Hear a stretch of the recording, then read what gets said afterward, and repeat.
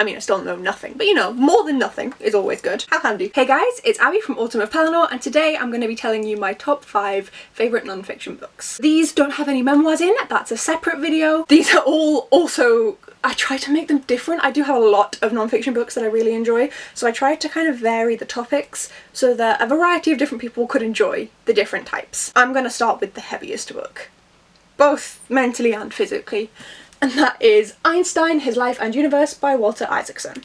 This is a heavy book, not including the index. It's like 550 pages, roughly, including the index and stuff. It's like 700. This is heavy on the physics, not gonna lie. I struggled with reading this and with getting through it, which is why it's so battered, because it took me ages to get through. I am not a physicist. I had to teach myself physics because my GCSE 14 to 16-year-old mandatory UK education with exams. My GCSE physics teacher was atrocious, so my entire class had to teach themselves physics and chemistry. So my physics knowledge is very basic. So this was a little difficult at times. It was kind of slow going. The writing is very small. I will not lie, this is a difficult book to read. I'm not gonna like sugarcoat this. Yeah, everyone, no. Not everyone should pick this up. If you're interested in Einstein, if you're interested in science, or if you're interested in physics. Those are the 3 reasons you would pick this up. It is a dense book. It is a difficult book to read. You have to want to read it. And I did, and I'm still very glad that I did. It's a very in-depth biography about him. It goes through his entire life from birth to death. It tells you a lot about him as a person as well as the physics. It does have both aspects. And it's just incredibly interesting, and I feel like I know a lot more about physics than I did going in. I mean, I still know nothing, but you know, more than nothing is always good. There are some interesting photos on the inside too. Yeah, this is not one I recommend to everyone, but it's one that I don't think everyone is aware about. So if this is something that vaguely piques your interest, have a look at it. On to the slightly more accessible books. I think I might go in like order of accessibility. Yes, I will, because that's how they're piled. How handy. So the next one is Other Minds by Godfrey-Smith. This is about octopi, octopodes, octopuses. And they are incredibly intelligent creatures. Some people have called them aliens on Earth. I mean, obviously they're in the sea, so that helps. Bit of a separation anyway. They are incredibly intelligent, and on the back it even says, what if intelligent life on Earth evolved not once, but twice? I have a phobia of anything that lives in water. Probably wondering why I read this. It was bought for me by one of my amazing friends from undergrad, so that was a motivating factor. She bought it because I knew I was interested. She knew I was interested in it. And before the phobia developed, because it kind of appeared when I was a teenager, I found octopi, octopodes very, I don't know, they changed it recently. Octopuses is now technically correct, but like, no. Anyway.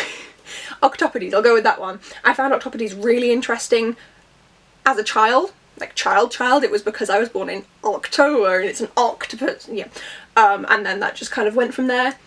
They still creep me out. The pictures were a bit difficult for me to look at. So yeah, if you have a phobia of things that live in water like me, you can probably just about get through this. But it is incredibly interesting. It's less science heavy than the last one, a bit more kind of pop science. Still like in depth, and there are studies and the such like linked in the back if you want to read them.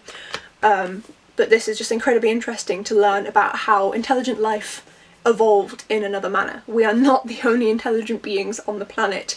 These guys are so smart and surprise researchers constantly. So if you're at all interested in aliens on Earth, or the intelligence of creatures that humanity likes to say are dumb, I definitely recommend this one. Please don't rain, I've got the laundry out. Next up is Without You There Is No Us by Suki Kim. This is a memoir of a Korean American woman's time volunteering in a religious school in North Korea, teaching North Korea's elite. Bit confusing.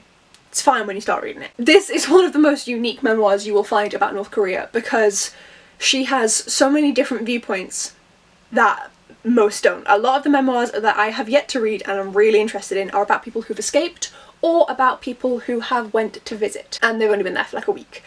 Suki Kim was there for months, and she was teaching the sons of North Korea's elite.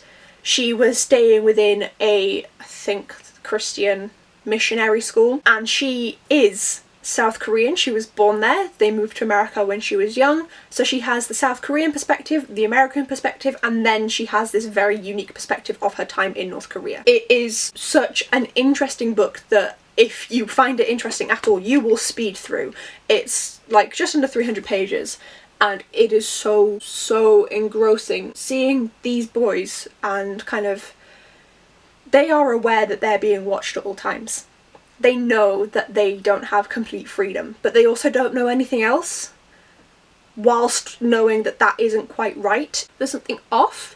They don't know anything else, they don't know any better, and it's a really interesting viewpoint. So, read it. Next!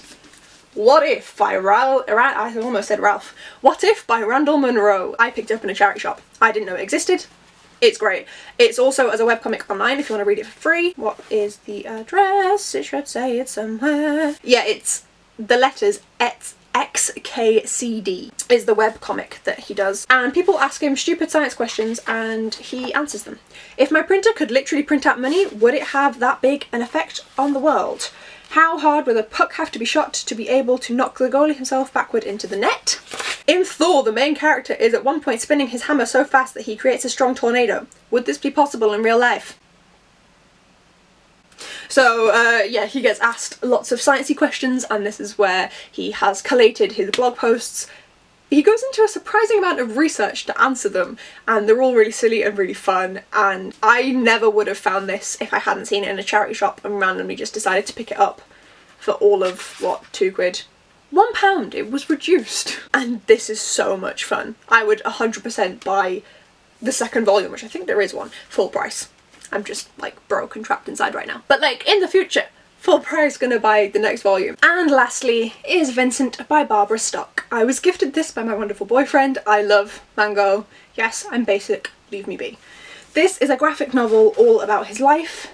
The art style, I think personally, is gorgeous.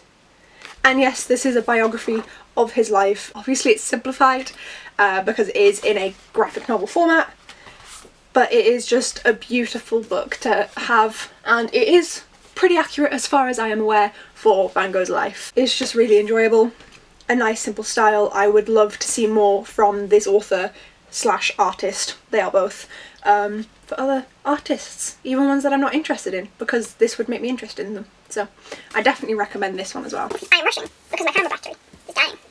Can you tell? I mean, you can't now, I've mentioned it. These are all of the books that I recommend. They are my top 5 non-fiction books. They vary a lot. This one I highly doubt any of you will read. This one I recommend anyone who's vaguely interested read. It's so interesting. This one is incredible. This one, just read the comics. Just go read some of the comics. It's really fun, trust me. And this one is beautiful if you care at all about Van Gogh or think that the art style is pretty. And those are my top 5 non-fiction books. I've got Alex's channel linked down below as always, and if you want to see some more from me, hit like and subscribe, and I'll see you in the next video. Thanks so much for watching. Bye!